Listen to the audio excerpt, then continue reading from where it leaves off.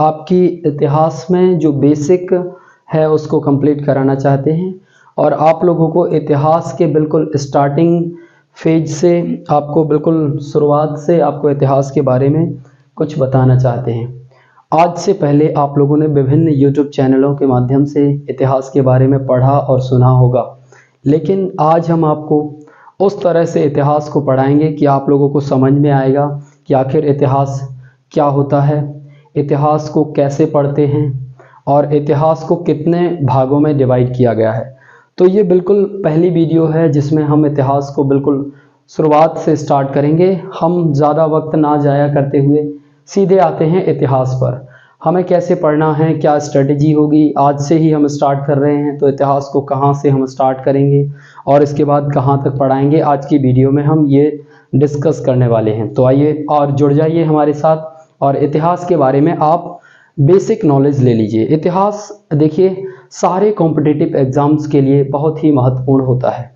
आप चाहे वो यूपी पुलिस का एग्ज़ाम दे रहे हों, चाहे आप एसएससी जीडी का एग्ज़ाम दे रहे हों, चाहे आप कोई भी एग्ज़ाम दे रहे हों, यूपी का हो या फिर कोई भी स्टेट का हो, आपको इतिहास जानना बहुत ही ज़रूरी हो जाता है। तो आइए हमारे साथ जुड़ जाइए और हम जानते हैं इतिहास को। देखिए हम आपको पहले बता देते हैं इतिहास क्या है, इतिहास कैसे बना है। तो देखते हैं हम इतिहास क्या है। इति इति धन हा धन आस, इति धन हा धन आस, इति धन हा प्लस आस।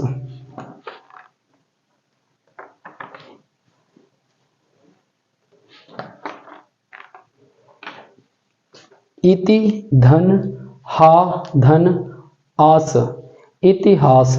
इति का अर्थ होता है ऐसा, इति का अर्थ होता है ऐसा, हा का मतलब हुआ और आस का मतलब होता है निश्चित। तो इतिहास का मतलब होता है ऐसा निश्चित हुआ, इतिहास है। अच्छा, दिग और काल में ऐसा निश्चित हुआ है, उसी को हम इतिहास कहते हैं। आइए हम इतिहास के वर्गीकरण पर चर्चा करते हैं। तो इतिहास का वर्गीकरण, इतिहास का वर्गीकरण, इतिहास के वर्गीकरण को हम पढ़ते हैं। देखिए इस वीडियो में आपको ऐसे फील होगा जैसे आप मान लो ऑफलाइन क्लास में पढ़ रहे हैं, क्योंकि आज के ज़माने में ज़्यादातर डिजिटल बोर्ड का यूज़ किया जाता है जिसमें आपको समझ में नहीं आता है। अब इस क्लास में मैं आपको ऑन वाइट बोर्ड पर मार्कर के द्वारा लिखने वाला हूं, तो आपको समझ में भी आएगा और लिखने में भी आपको बिल्कुल आसान होगा। तो आइए हम इतिहास के वर्गीकरण को पढ़ते हैं। इतिहास को 3 भागों में डिवाइड किया गया है। पहले जो है आपका है प्राक इतिहास। प्राक इतिहास, इसे प्राक या पूर्व इतिहास भी कहते हैं, पूर्व इतिहास भी कहते हैं। और दूसरा पार्ट है आपका, उसको कहते हैं आद्य इतिहास। आद्य इतिहास। और तीसरा भाग है इसका ऐतिहासिक काल। ऐतिहासिक काल। 3 भागों में इतिहास को डिवाइड किया गया है। देखिए आपको हम रिवाइज एक बार फिर बताएं।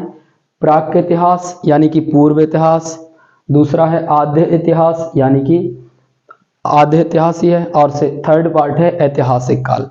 अब आप जानेंगे प्राक इतिहास क्या होता है। देखिए प्राक इतिहास का आशय ये है कि इस समय पे ना तो कोई लिपि थी और ना ही इसका वाचन हो सका। अब जब कोई लिपि होगी ही नहीं तो इसका वाचन कैसे होगा। तो ना कोई लिपि थी और ना ही किसी लिपि का वाचन हुआ है।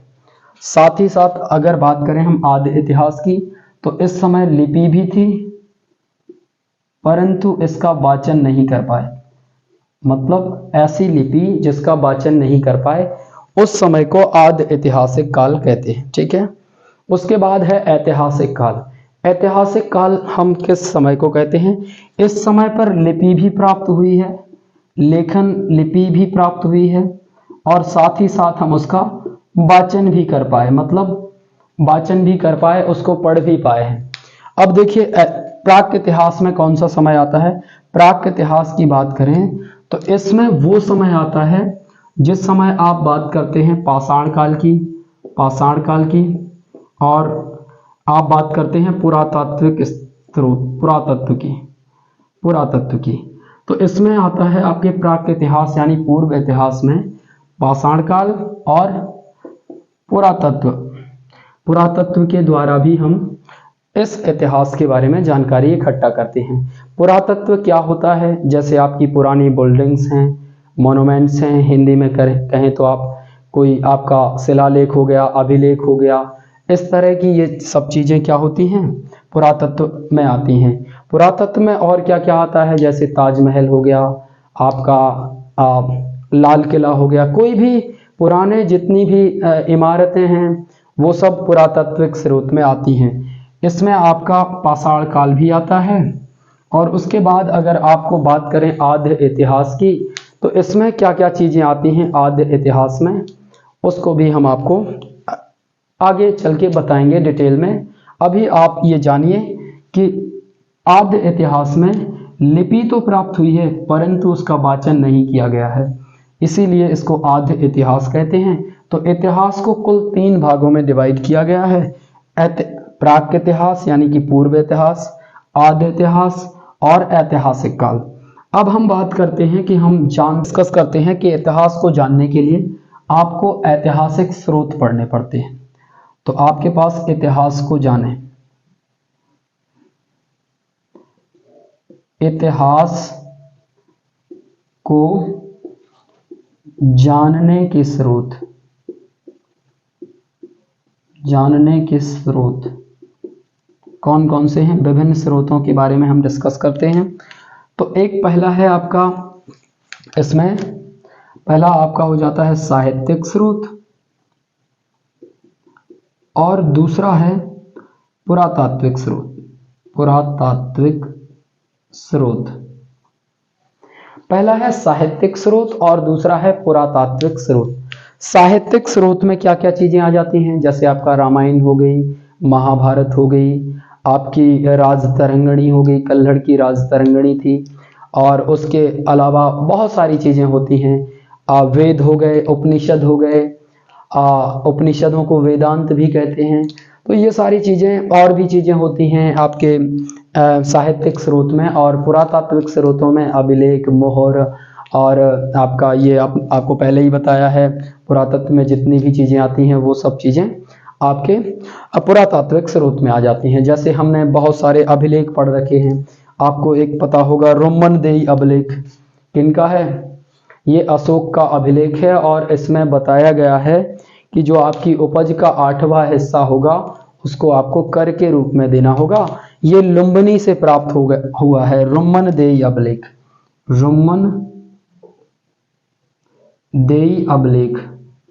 अभिलेख ये आपका प्राप्त हुआ है लुम्बिनी से। लुम्बिनी अभी नेपाल में है, लुम्बिनी नेपाल से प्राप्त हुआ है। और साहित्यिक स्रोत की बात करें तो हम साहित्यिक स्रोत के बारे में डिटेल्स में चर्चा करते हैं। साहित्यिक स्रोत में आपका रामायण हो गया, वेद हो गए, पहले वेद होते हैं, वेद। चलिए हम साहित्यिक स्रोत को डिटेल में अलग से पढ़ते हैं। चलिए पहले हम पुरातात्विक स्रोत पर डिस्कस कर लेते हैं। पुरातात्विक स्रोत क्या होते हैं,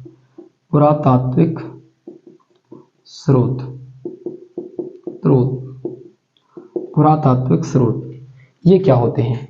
इसमें आपको मैंने पहले ही बताया है, अभिलेख होते हैं, जैसे आपके पास अभिलेख हैं, मोहर है, सिक्के हैं, ये सब चीजें होती हैं। कोई आपको जैसे पुरानी इमारतें मिली हैं, यहां से कुछ आपको प्राप्त हुआ है, ये सब चीजें क्या आती हैं, पुरातात्विक स्रोतों में आती हैं। उसके बाद आपसे बात करें साहित्यिक स्रोतों की, तो साहित्यिक स्रोतों पर थोड़ी सी चर्चा कर लेते हैं। साहित्यिक स्रोत साहित्यिक स्रोत कौन कौन से हैं, आइए डिस्कस करते हैं। पहला आपका हो गया वेद, उसके बाद रामायण हो गई आपकी, उसके बाद महाभारत हो गई, और ये आपकी राजतरंगिणी है,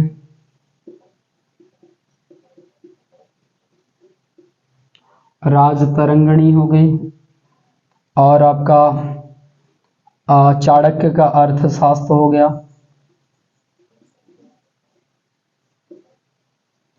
चाणक्य का अर्थशास्त्र हो गया है। अब देखिए रामायण किसने लिखी है, वाल्मीकि ने, वाल्मीकि। और महाभारत किसने लिखी है, वेद व्यास ने। और आपकी राजतरंगिणी कल्हड़ की है, और अर्थशास्त्र चाणक्य का है। तो ये हैं आपके वेदों के बारे में कोई जानकारी नहीं है। हाँ, इसमें और चीजें आती हैं आपका हो गया जैन धर्म और बौद्ध धर्म, जैन धर्म और बौद्ध धर्म, ये इतनी चीजें क्या हैं, साहित्यिक स्रोत हैं। और भी साहित्यिक स्रोत होते हैं जिनके बारे में हम आपको बता ही चुके हैं, और काफ़ी और के बारे में बड़े तो आप बताएंगे, लेकिन अभी ये स्टार्टिंग है तो उसमें हम आप लोगों को इतना बता रहे हैं कि ये साहित्यिक स्रोत हैं। आपका वेद हो गया, रामायण हो गई, महाभारत हो गई, राजतरंगिणी है, अर्थशास्त्र है, जैन और बौद्ध साहित्य हैं। इनके बारे में हम लोग पढ़ेंगे और हम जानेंगे कि साहित्यिक स्रोत क्या क्या हैं, और वेद कितने होते हैं, और आपके सिक्के मोहरें कहाँ कहाँ से प्राप्त हुई हैं, क्या क्या ये होते हैं, आगे चल के पढ़ेंगे। तो इसी तरह से हम अपने इतिहास को आगे बढ़ाएंगे। हमने स्टार्ट कर दिया है, हमने पहले जाना कि इतिहास क्या होता है। इति धन हा धन आस मिलकर इतिहास बना है। इति का अर्थ होता है ऐसा, हा का अर्थ होता है हुआ, और आस का अर्थ होता है निश्चित। तो दिग और काल में ऐसा निश्चित हुआ है, इसी को हम इतिहास कहते हैं। और इतिहास के वर्गीकरण की बात करें तो इतिहास को 3 भागों में डिवाइड किया गया है।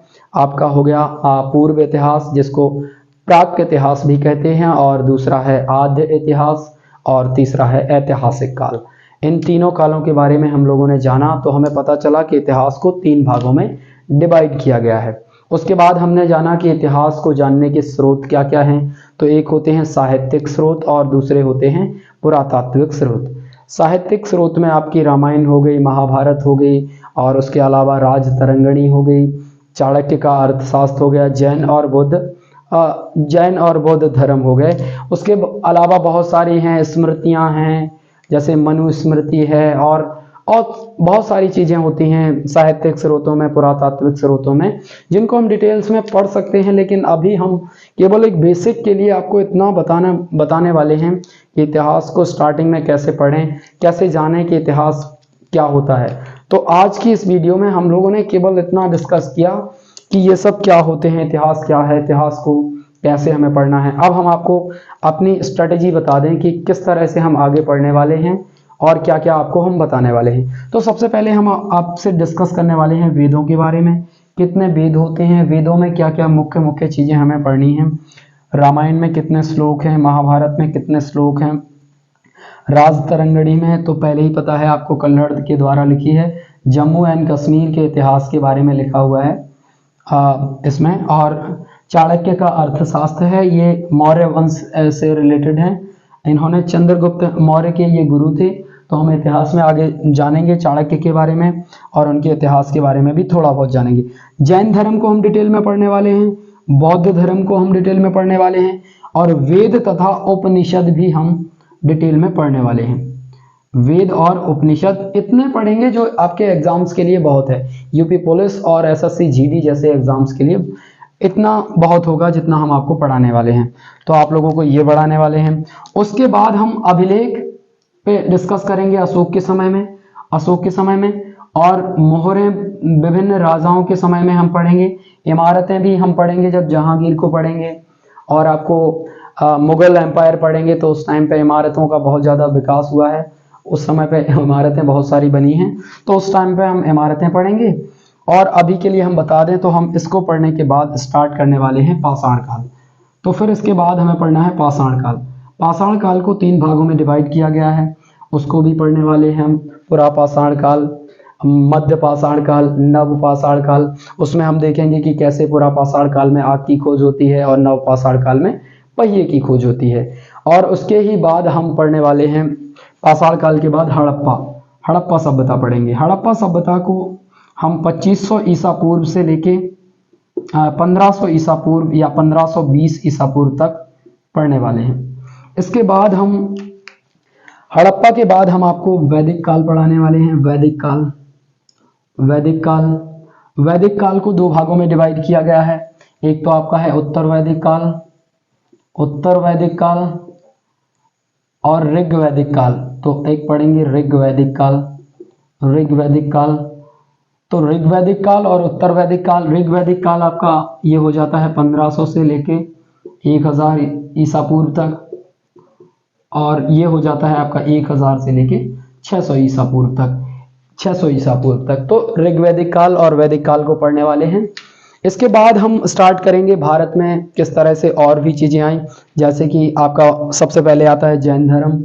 540 ईसा पूर्व में जो है अपने महावीर स्वामी का जन्म होता है, और उसके बाद हम बौद्ध धर्म को पढ़ेंगे। और इनको पढ़ने के बाद सबसे पहले हम पढ़ेंगे हर्यक वंश, और हर्यक वंश के बाद शिशुनाग वंश।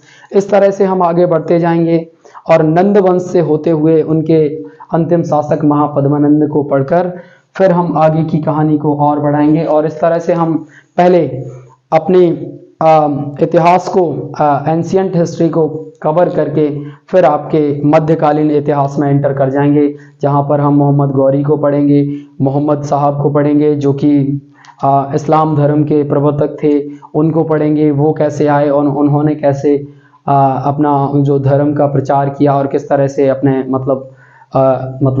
जो है आपका उन्होंने बताया, किस तरह से अल्लाह के बारे में बताया, कैसे अपने आप को पैगंबर बताया, वो सब चीज़ें पढ़ेंगे। उसके बाद कौन 712 ईसा पूर्व में ईस्वी में आता है युद्ध करने के लिए।